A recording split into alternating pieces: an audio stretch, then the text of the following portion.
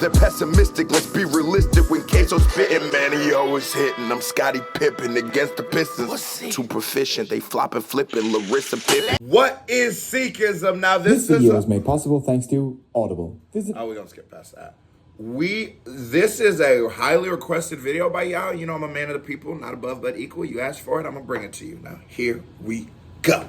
Largest free kitchen. This is the Harry Mandir, the world's largest free kitchen. It serves free vegetarian food to about 100,000 people every day. Dang. It's also the holiest site in Sikhism, the 5th largest and youngest of the world religions. A religion that preaches about love, peace and the equality of humankind, but also asks its followers to carry swords. So, who are the Sikhs? What do they believe? Wait, and why? You said to carry swords? Does everyone confuse them for Muslims? Well, let's find out. Why does everybody confuse them for Muslims? Now, I knew Sikhism was a religion. I don't know much about the religion. If so, you know what I'm saying? Drop in the comments anything. Is it a religion or is it a group of people? I guess it's a religion. I believe in the same thing. I guess that would be a religion, wouldn't it?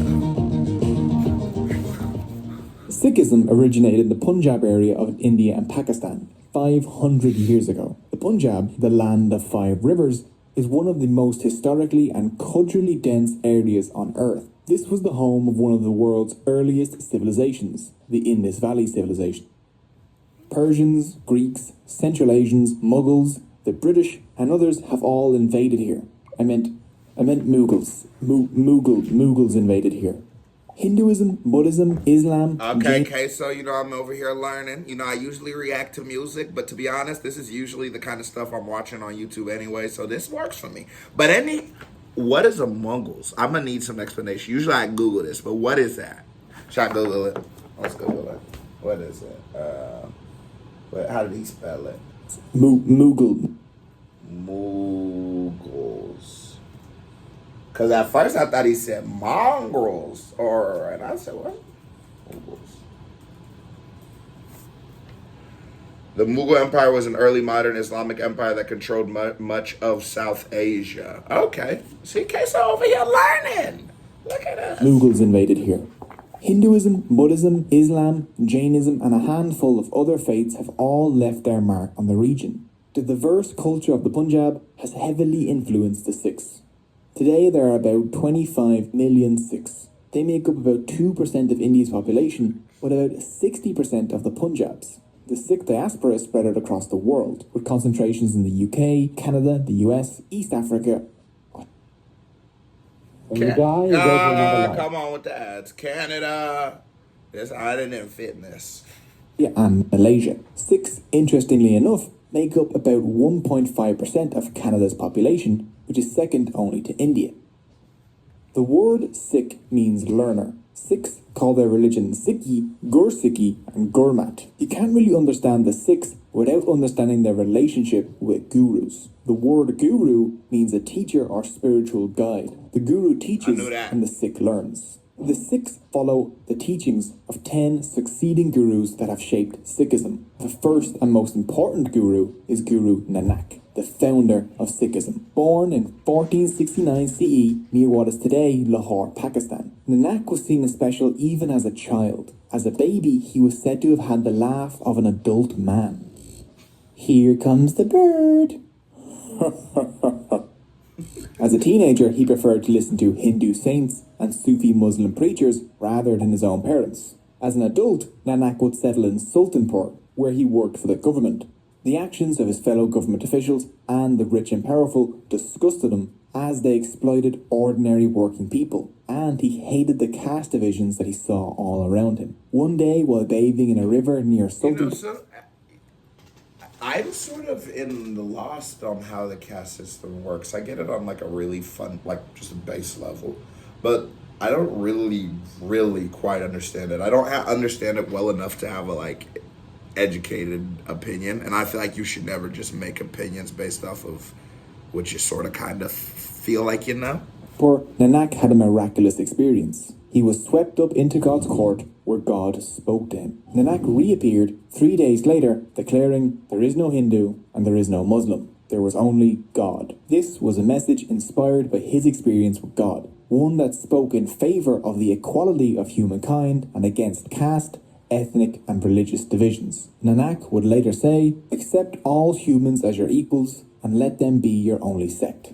You know, it's weird. It's like fundamentally, no matter where you go in the world, that is usually a common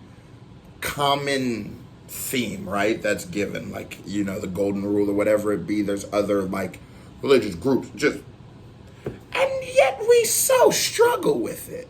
And is it the chicken or the egg? Is it that this rule is always such a important thing because human beings are just fundamentally disposed to sort of just be shitty?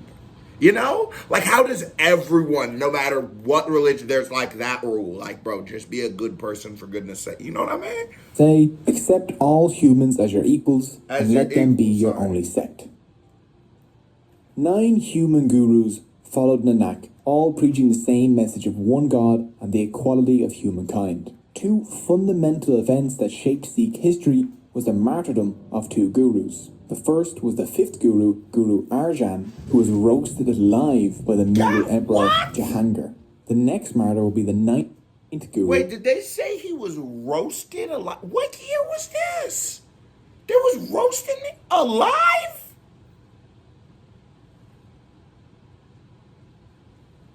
Oh, no. Gee. Alive by the Mughal Emperor Jahangir. The next martyr will be the 9th guru, Guru Teg Bahadur. He was beheaded by the Mughals while attempting to defend the religious rights of Hindus. His son, Guru Gobind Rai, the 10th and final human guru, started a new Sikh community called the Khalsa and ended the line of human gurus by making the Guru Granth Sahib, the Sikh holy book, the last living guru. We'll take a closer look at both of these in a bit. So, with that brief history out of the way, let's take a look at the core beliefs of Sikhism. Shout out to the sun, man. One God. The Sikh holy book, the Guru Granth Sahib's opening sentence is just 2 words. Ik Onkar. There is only one God. Nanak made sure it was clear that the focus was on... I could see how that was very controversial in Asia. On one. Or the Asian Ik continent. doesn't just mean one. It is literally the numeral 1. One God is by far the most important belief in Sikhism. This may not be the kind of one. One God is by far the most important belief in Sikhism. Clear that the focus was on one. Ik doesn't just mean one. It is literally the numeral 1. One God is by far the most important belief in Sikhism. This may not be the kind of God you're used to, though. Sikhs believe in a formless, genderless, universal God beyond description. This God is all of reality and is within everything. They believe no idol or image could ever represent this being, so they use the sacred symbol of Ik Onkar to represent it instead. Many Sikhs refer to this one God by the name... I feel like if whatever you believe, like, it's just like people just draw and paint these pictures based off of like something as a symbol, but it probably is something that you just can't describe, like, just like, you know, something you never seen before. Guru, wondrous Lord.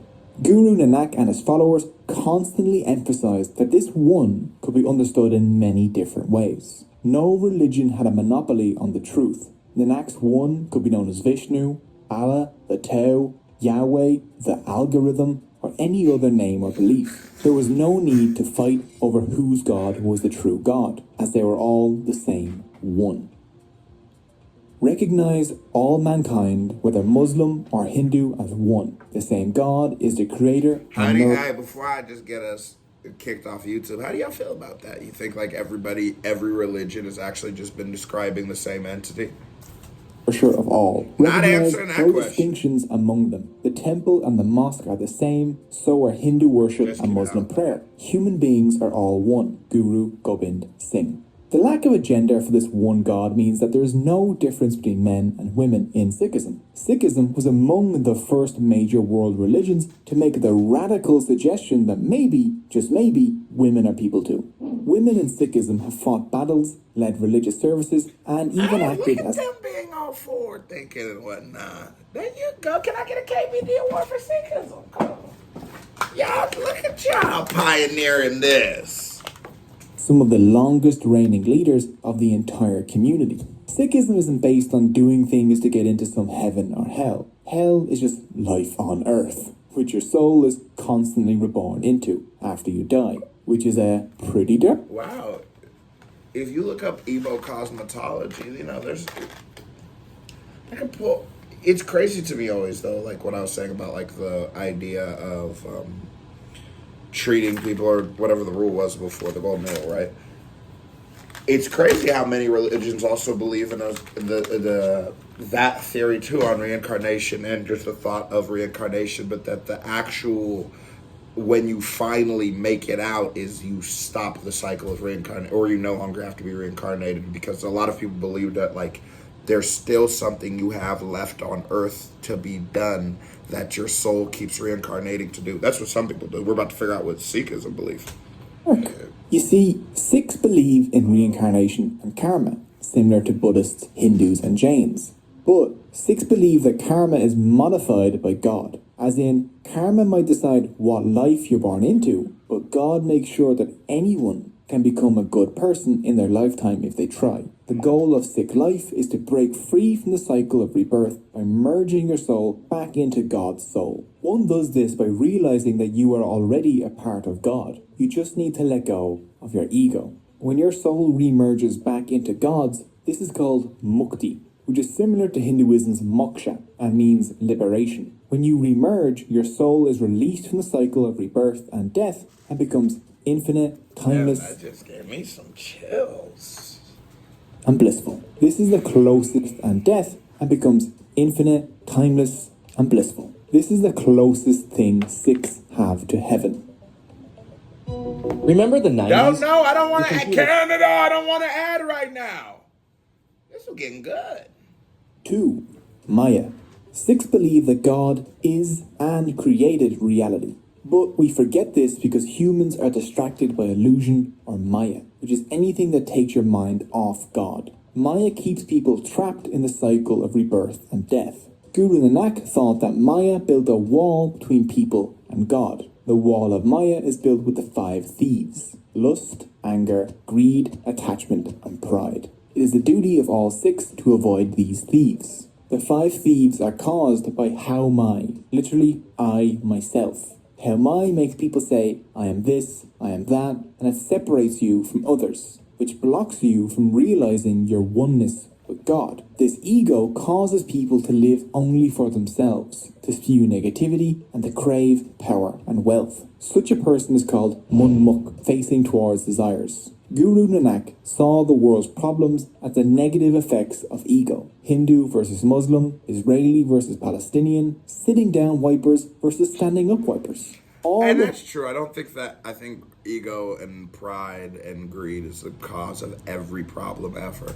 These conflicts are caused by ego and Maya. That the Guru like Granth disease, Sahib said it is not religion or race, but it is wealth that divides brothers. But Guru Nanak thought that there was another direction people could face. By being a spiritual person, practicing compassion, truth, contentment, humility, and love, and meditating on God, you could instead become Gurmukh, facing towards the Guru. How does one become Gurmukh and egoless? Compassion, truth. Sikhism offers a path to follow that can help, called the 3 pillars. 3 pillars. The 3 pillars are 1. Nam Japo, which is meditation on God and the reciting and chanting of God's name, Waheguru. This is normally done in the morning and before bed. This isn't supposed to just be some mindless ritual either. Sikhs are supposed to genuinely reflect on the qualities of God as they do this. 2. Kirat Karni, working hard and making an honest living. Guru Nanak said, only he who earns his living by the sweat of his brow and shares his earnings with others has discovered the path of righteousness. I like that. Yeah, that's real. I don't think that you deserve anything in this world that you don't work for. And I think everything you have in this world you deserve, good or bad.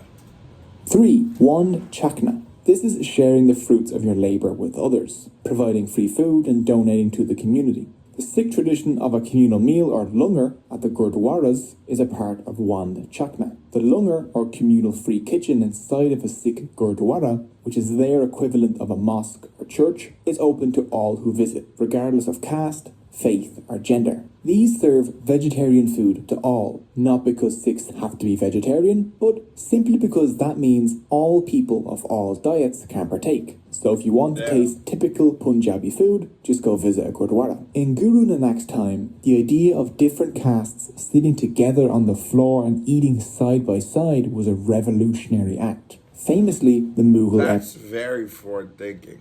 Emperor Akbar visited Guru Arjan, and the Guru would not meet with him until he partook in a langar, which the emperor did, sitting side by side with peasants.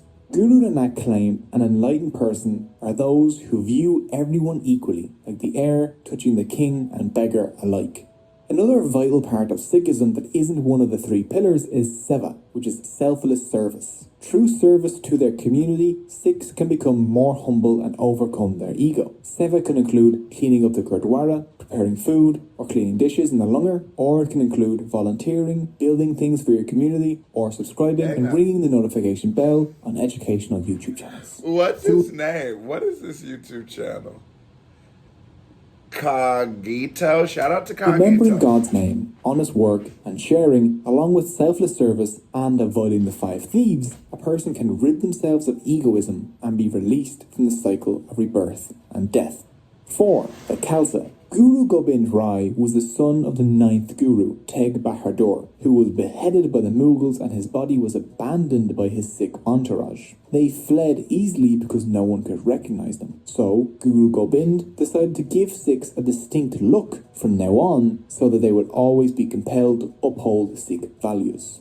So, in 1699, Guru Gobind brought his Sikhs together at Anandapur. After their morning prayer, he stood in front of a huge crowd and demanded a human sacrifice. The shocked crowd was silent for a while before one Sikh rose up and entered the Guru's tent. The Guru followed him in, and then the Guru comes out with blood on his sword. He demands another sacrifice. Another Sikh offers himself and enters the tent. Again, only the Guru comes back out of the tent, bloody sword in hand. Again, another sacrifice, and again, and finally, after the 5th sacrifice, the Guru re-emerges with the 5 Sikhs all wearing saffron-coloured robes. The Guru declares that these are the Panj Pyarang, the 5 beloved ones. They would form the... What did he have the bloody knife for? Just to throw him off? How did the knife get bloody? Center of a new Sikh community called the Khalsa. He offered them Amrit, a bowl of sweetened water, and all 5 who belonged to different caste groups drank the Amrit from the same bowl, which would have been a huge deal back then. This signified they had joined a new casteless family, the Khalsa. Each of these volunteers had to leave behind their old surnames or caste names and adopt the same surname, Singh, which comes from the Sanskrit word Simba, meaning lion. I know, right? It has no relation to the Bantu word Simba, which also means lion. It's just a weird coincidence. So, is that a coincidence? How? How are these things possible? Which is great. The Guru then begged the 5 beloved ones to let him join their Khalsa. They offered him the Amrit, and the Guru became Guru Gobind Singh. Women were admitted to the Khalsa the same way as men. After drinking the Amrit, they received the surname Kaur, meaning princess. The Khalsa gave the Sikhs a new, unified identity, tied together as one family, with one name, without caste, with the goal of defending the weak and promoting justice. Today, many Sikhs... They sound like wonderful people. Do people have a problem with them? Do they be at war? Who doesn't like them? They seem like the nicest. Still undergo the Amrit ceremony and take the surnames Singh and Kaur.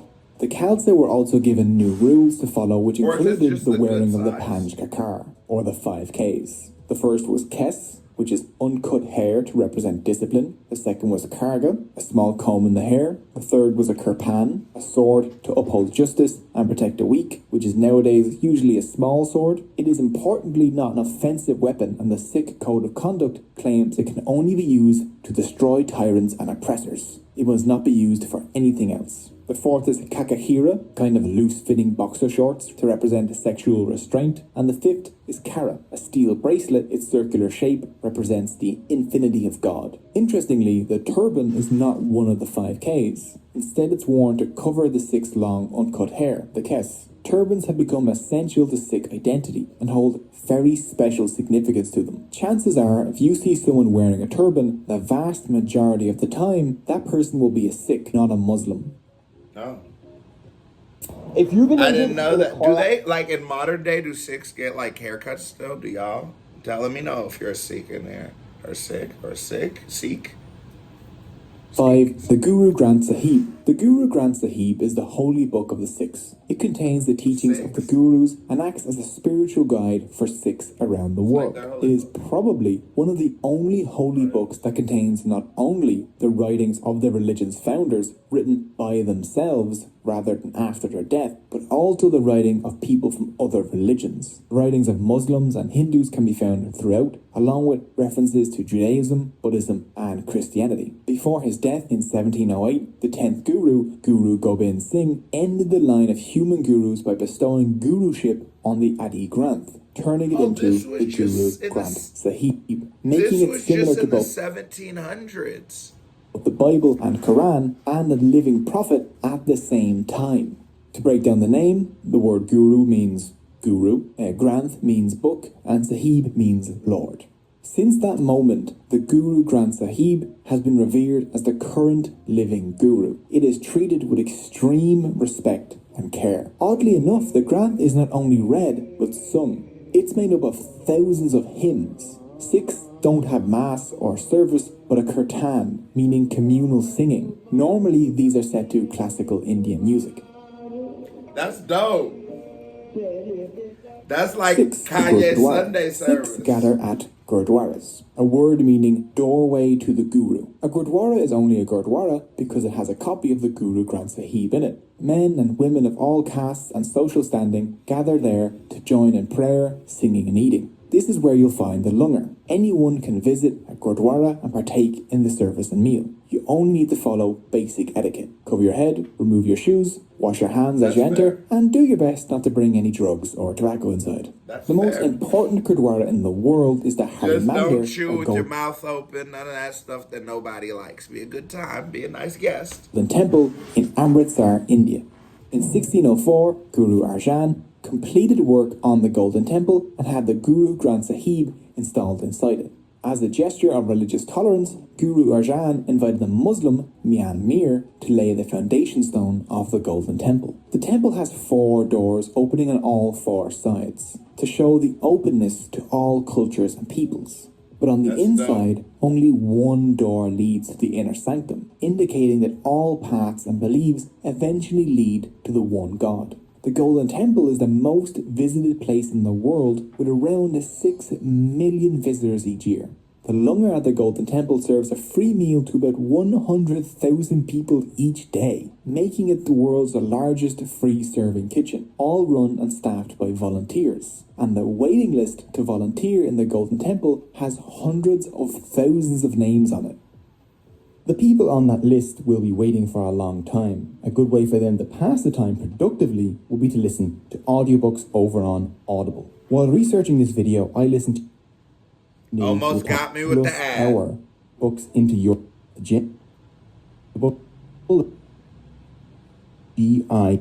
Dang, how long is the Audible ad? If I point to something too diverse, too deep, and mean too many different things to different people. But learning even the basics of anything that millions of people deeply care about gives you an insight into our fellow humans' worldview, and I hope you enjoyed it. Yeah, no, it's dope to learn stuff like that. I just feel like it brings you closer to the rest of the world. You gotta get out of your own bubble sometimes. That was a certified vibe check. And then the reaction by Mira Hairping, music video by Mira Hairping. Click on it, show me some love. And you watch this video as long as you ain't hit that thumbs up button, you as well. Stop me on. Keep it family. Love y'all. Salutes. I am gone.